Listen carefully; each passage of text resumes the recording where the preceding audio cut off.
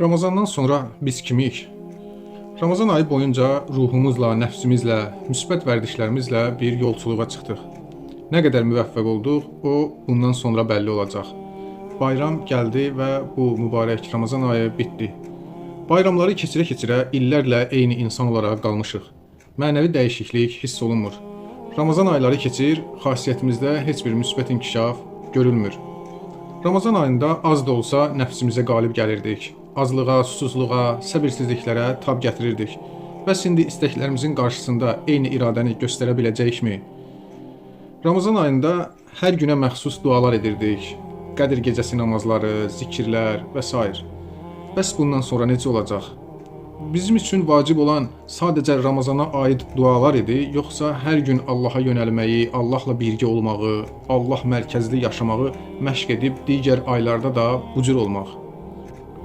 Paylaşmaq, ehtiyac sahiblərinə kömək etmək, bunlar Ramazan ayına məxsus olaraq qaldı, yoxsa həyatımızın daimi bir hissəsinə çevrildi?